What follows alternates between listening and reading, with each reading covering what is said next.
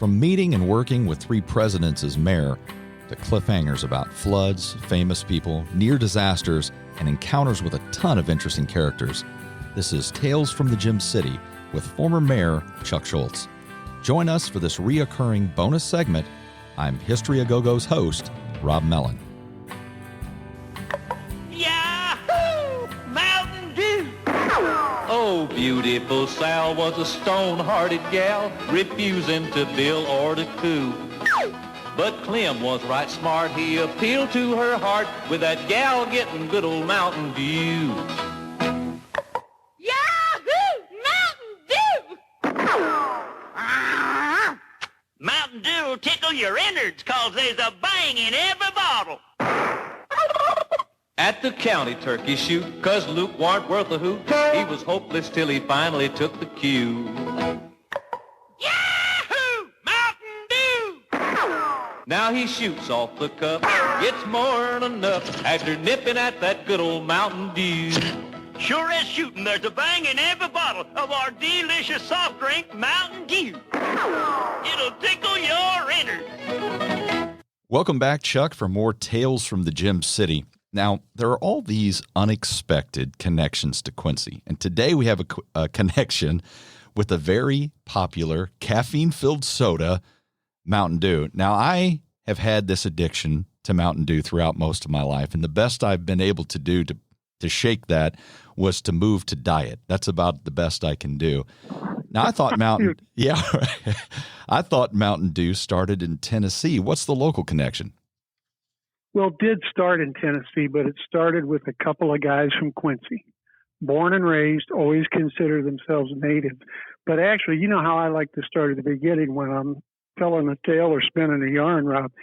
I start here with John Wood, our city's founder. We're going to talk about Mountain Dew and tie it all the way back to John Wood?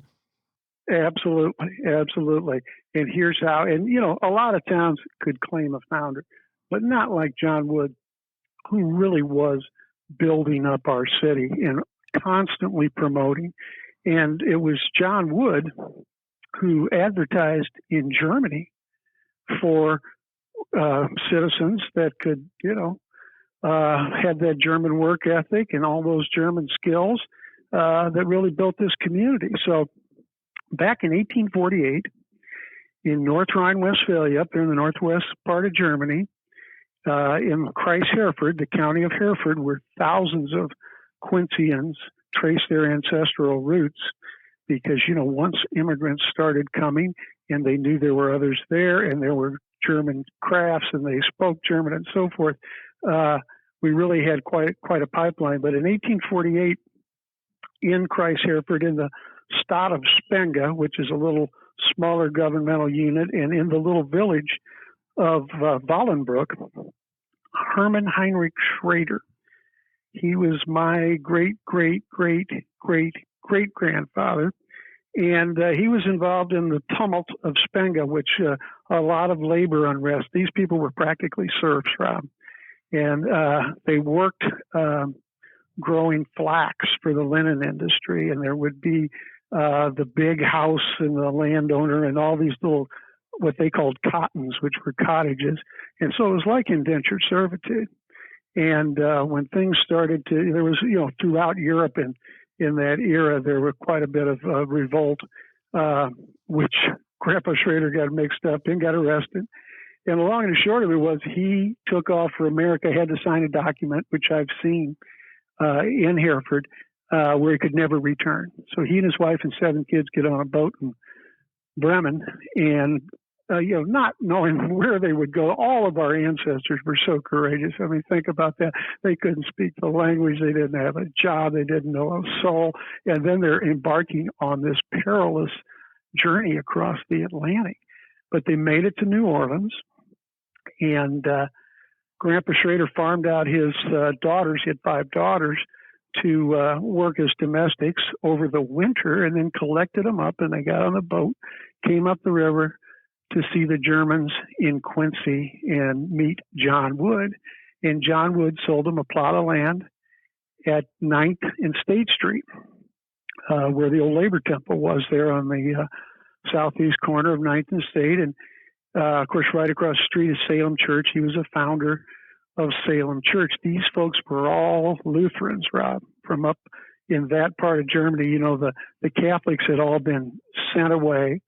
Munster's not too far from there, and that's where a lot of the school sisters of Notre Dame that came to Quincy and the Franciscans were pretty much driven out of northern Germany in the 19th century there. So Grandpa Schrader has a daughter that marries a man named Adam Abel, who had a winery, had some vineyards up by Warsaw, had a winery at the corner of 7th and Jersey.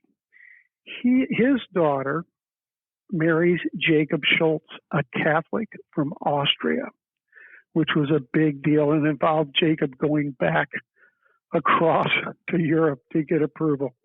But that's a big deal. And so their son, they have to agree to raise Catholic. And when he stays with his German Lutheran grandmother, Abel, at 7th and Jersey, she wants to make sure he goes up the street to St. Boniface, which is right where it is now, 7th and Main, just a block away. But instead, he disobeys his grandmother, goes across the street south on Jersey to St. Joseph's, the little mission church of St. Boniface that was established for African-American citizens in Quincy and was pastored by Father Tolton.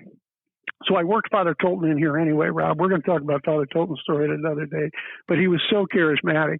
And my great-grandfather was one of those Quincyans that patronized Father Tolton and incurred the jealousy of the pastor of St. Boniface and resulted in him going to Chicago. So in any event, Adam, who knew Father Tolton, who I knew, had 3 kids. Richard F. Scholz Sr., my grandfather, who we could do a podcast on also because he was practicing law back in the wild and woolly days of Quincy. He was shot in front of the Adams County Courthouse back in 1961. I just saw the newspaper clipping the other day with he stayed on his feet and never lost consciousness. This is quite a story. That reminds me of the story of Theodore Roosevelt getting shot. Yes, and gives the speech. Yes, those guys were tough. So he had a younger brother, Colonel Nick Scholz, who was a World War II hero, was shot down over enemy lines in Germany and went on to have a great career in the Air Force. And he had a sister, Pauline, Polly, our Aunt Polly. And Polly married Ollie Hartman, inventor of Mountain Dew. Now, Ollie Hartman, native Quincyan, lived at 9th and Hampshire. And as you know, Rob, 9th and Hampshire was the site of the Farmers Home Hotel, where on October 13th of 1858, after 3 hours of strenuous debate in Washington Park, Abraham Lincoln, after, I believe, having a beer at saloon number 9, which was not considered drinking in those days, he made his way down to the Farmers Home Hotel. He was scheduled to go back up Hampshire Street to 7th to the Browning Mansion and receive guests that evening with Eliza. Orville was trying a case in Carthage and was not there. But he's near exhaustion, and this has been grueling for him. You know, Douglas is traveling in the private rail car, and Lincoln's bouncing along in a buggy or whatever, and he's almost at the point of collapse from his exhaustion. And the proprietor, George Floyd, says, "I know exactly what you need. You need a rum sweat."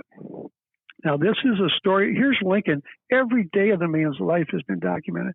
But our local historians, Iris Nelson, Dave Costigan, and our great team, they uncovered this rum sweat, which is quite a story because they direct him to remove his clothing. He said he was nearly unadorned.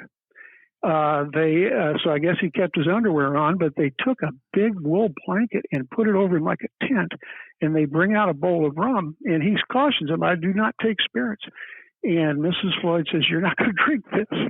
They put it, they sit him down in a cane bottom chair with the bottom cut out, and they light this bowl of rum, and he's tented under there, and he inhales the vapors and was rejuvenated. Goes back up and greets the guests at the Browning Mansion, and the next morning gets on the boat with Douglas as they rode together down to Alton for the 7th and final debate. So that's the Farmer's Home Hotel. Now, there's a great coda to this. First of all, Floyd then, in I think it was 63, this was 58, visits Washington. And as you know, Rob, in those days, the president, for at least a couple hours every day, sometimes longer, had to receive visitors. They just had to stand there, and all these people lined up at the White House, and most of them wanted a job or whatever. Yeah, it was just bedlam inside. Yeah, you had a son in the military or in prison or whatever. So anyway, Floyd is in Washington. He gets in line, but he doesn't get in to see Lincoln. Comes back the next day, and it doesn't look like he's going to get in. And he passes a note to one of the soldiers and says, I'm from Illinois. I know him. I know him from back home. So he takes the note in, and Lincoln says, Floyd, my friend from Quincy, he saved me, invites him in. Floyd has dinner with the Lincolns at the White House. Now, no one knows this until I think it was about 1902. He tells this story in McClure's magazine, which, as you know, Rob, was leading periodical of the day, kind of had the reputation for the muckraking, but that's where we get the documentation of this story. So if you go down to 9th and State, we have a wonderful wayside exhibit that explains the whole thing as a rendering of the Farmer's Home Hotel.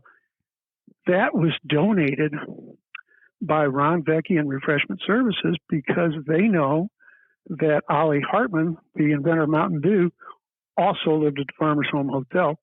Floyd sold it to Ollie's father, Bernard Hartman, and the boys grew up there, Ollie and his brother Barney. And I would not be surprised, Rob, that back in those days, and I've heard stories, they would run the buckets of beer around, and there was sort of an open courtyard or something as part of the hotel complex. But I think during Prohibition, a fella could probably get a beer there and maybe something stronger. I've always gotten that impression. Now that didn't happen in Quincy. We didn't have. Quincy was really wide open, and of course, even after Prohibition, of course, no more bootleggers, but there were still plenty of organized criminals in Quincy. And someday we'll have to have a podcast about Leo Moncton, Blackie Moncton, who lived in the mansion there that's still there at 13th and Locust, and the Collier's Magazine expose where sort of blew the lid off of Quincy as Baghdad on the Mississippi, they used to call it. But, the mayor ended up going to jail, and so the sheriff. Everybody was on the take for gambling and prostitution. Quite a deal. But in any event, to get back to the Farmer's Home Hotel, Prohibition ends, and now Ollie and his brother Barney are young men. They've been kind of helping run the Farmer's Home Hotel. They take off on their own for Knoxville, Tennessee, and they get involved in the soda business, which was not uncommon for former bootleggers. Yeah, that's right. So they have a little distributing company and bottling company in Knoxville, Tennessee. And Rob, as you might even remember, young as you are, there were a lot of local brands of soda. Here in Quincy, we had Flynn Bottling, and they had their own brand of, they bottled Coke when I was a kid, but they also had their own white soda and those kind of brands. And I think, it's pretty much dominated now by the bigger ones. But in those days, there were these local brands. And at the Hartman Bottling Company there in Knoxville, Tennessee, Ollie and his brother Barney came up with it was in a green bottle. It was only a 7-ounce bottle, but it looked substantially like what you would remember as an early Mountain Dew bottle. It had the two hillbillies, one chasing the other across the bottle, and it's captioned Ollie and Barney's Mountain Dew. I got that barefoot feeling on account of Mountain Dew. One little taste made me kick off both of my shoes. It's a happy feeling too, 'cause drinking Mountain Dew makes me giggle, makes me wriggle, makes me want to stick out my toes and wiggle. I'd rather be barefoot than any other way I know. Mountain Dew has got the tingle you can taste down to your toes. For the energy to let you swing, make Mountain Dew your thing. Get the barefoot feeling, drinking Mountain Dew. taste that'll just knock your socks off. Mountain Dew gives you that happy, summertime, barefoot feeling all year round. Get the barefoot feeling, drink a little bit of Mountain Dew. Get the barefoot feeling, drinking Mountain Dew. You know, I've seen old bottles. Exactly with that name. I never made that connection. That was the original Mountain Dew. It was actually marketed as a mixer. Yeah, I knew that People too. would buy that and use that, and it was not. It was much more like a white soda, or a kind of a lemon lime type of soda that people would mix with, gin or vodka or something like that. So that's how they started off. But they were marketing that old bootlegger hillbilly. Yep, the hillbilly, the rum run bootlegger. The revenuers chasing them, the whole thing. That was the deal because, you're not in Knoxville, Tennessee. So they had quite a bit of success with it. And then some other guys wanted to get in on it. And the bottom line was not that Uncle Ollie, became exceedingly rich, but he did fine. He ended up with Pepsi distributorship for Eastern Tennessee, which was a very good thing. And he was a wonderful person, Rob. My memories of my Uncle Ollie, and see, back then we had Mountain Dew, and, growing up as a kid, but it was not the biggest brand like it is now. But Uncle Ollie was certainly my favorite uncle, because they lived in Knoxville, but they always came to Quincy.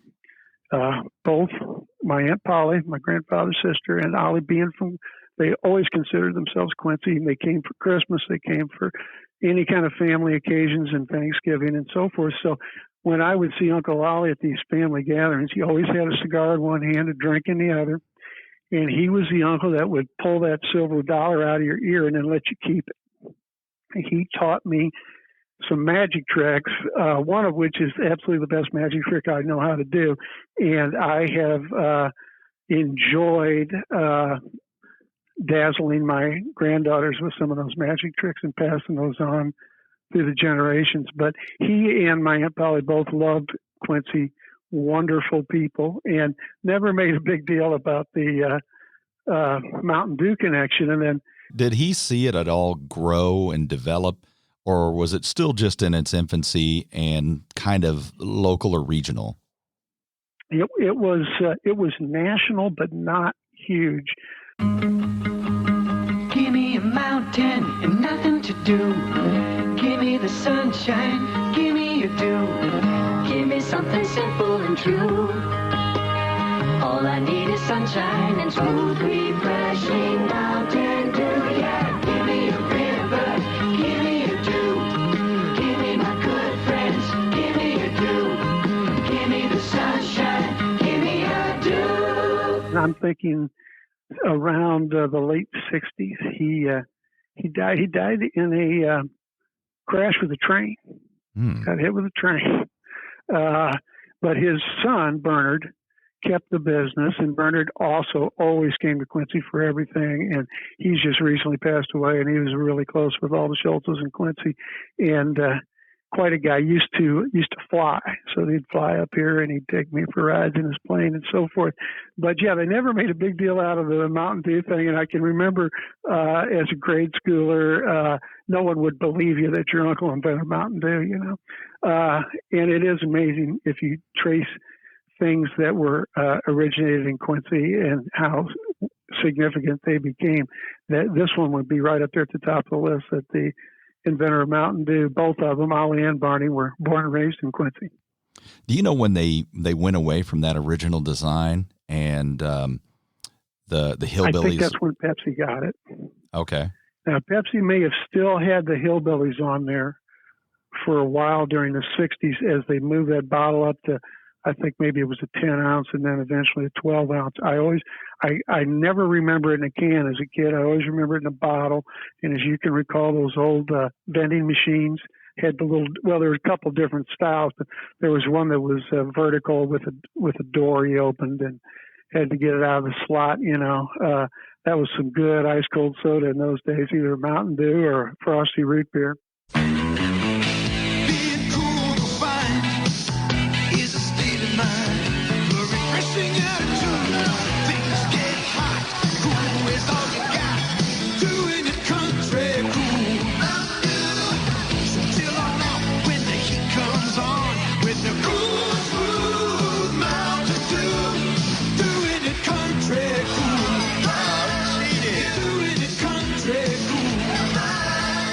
it's a little different now. I don't know how many kids ever actually get a bottle of soda out of a vending machine nowadays. Probably none. The interesting thing about it, even though they went away from the hillbillies, Mountain Dew really exploded. I think you mentioned to me before the call started that you heard it was the largest brand in the entire world. So it really exploded, but they always kept this like connection to like the outdoors and. Yes. And, they sponsored all the extreme sports and they got that young, edgy thing. But you're right. If you think about that, they started out with the hillbillies getting away from the revenuers, and it was kind of an outlawed deal and still is. And that's still kind of the edgy appeal. Yeah, that's the one thing about it. So I haven't had a Mountain Dew in many years, but I don't think it tastes like it did. I remember all of those years where they'd have the interesting little jingles, and I remember those throughout the time. I remember from the 80s and the 90s, and now, as you mentioned, it's more, they tie it into the extreme sports, and now they have Mountain Dew with the extra caffeine, as if Mountain Dew needs extra caffeine. Yes, sugar, caffeine. But yeah, it's amazing the marketing that goes into this. I don't know what a Mountain Dew costs, but probably about 90% of it is the marketing. Give me some fun in the blazing sun. Give me a friend or two. Do it. And when my thirst is at its worst, do it. Give me a Mountain Dew. Yeah, yeah. Do it, Mountain Dew. Do it to see me through. Well, when I got a thirst, quench it, drench it, smooth it, cool it. Do it, Mountain Dew. A friend of mine who owns a fast food restaurant told me one time that when you go through the drive-through and order a medium drink, he's got more in the cup than he does in the actual drink. Yeah, I could definitely see that. A penny or something. Yeah, and he also told me incidentally that he served Pepsi products in his restaurant, and he owned a number of restaurants, and he got invited down to Atlanta and really wined and dined by the Coke folks. And he said, I can't switch because I'm from Quincy, and they just come through the drive-thru. That's what they want. And I give some of the credit to that for the Vecchi family, who have been so supportive of youth activities in our community that, most kids start off at the YMCA playing baseball or basketball in a Pepsi shirt or Mountain Dew. Yeah, no doubt. The arena at John Wood College is Mountain Dew arena, I believe. Yeah, at Pepsi at QU, and that's a tribute to the generosity of the Vecchi family, and Refreshment Services. Pepsi locally has never turned us down for anything that's good for kids. That's one of the things that I found difficult because I've traveled around being in the Army. I was just in Saudi Arabia. Trying to find Pepsi products is not always easy, especially if you're down south or overseas. Coke is more predominant. And that's one of the things I missed I missed that, when I was gone. You're a Mountain Dew guy. Oh, yeah, I have been. Like I said, I used to be really bad. You just pounded Mountain Dews. But I'm not a young man anymore. And, the waistline doesn't, all that sugar doesn't help out. So. Well, you are not alone. Our mayor, Kyle Moore, is a big Mountain Dew guy. Just about every time I've been to lunch with Kyle, he's had a Mountain Dew. And of course, I have to subject him to my story then. Does he act like that's the first time you've told it to him? I think he's pretty polite about it. And my sons would be like, Dad, we've heard this story. Yeah. Your uncle invented Mountain Dew. We know, Dad. Oh, yeah. They don't remember Uncle Holly. They do remember my cousin Bernard Davids.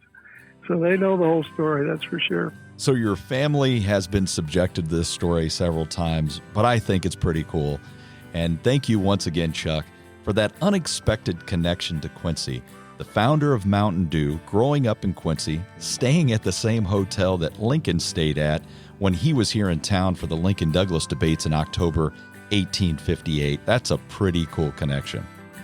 Remember to subscribe to the History A Go-Go podcast and leave a review. Like our Facebook page and leave a comment. There are many more Tales of the Gem City coming soon. Thank you for all your support. Join us again next time when we talk, think, and drink on History A Go-Go. Give me a mountain and nothing to do. Give me the sunshine, give me a dew.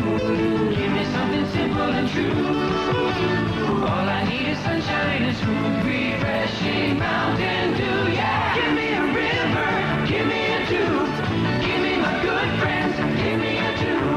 Give me the sunshine, give me a dew.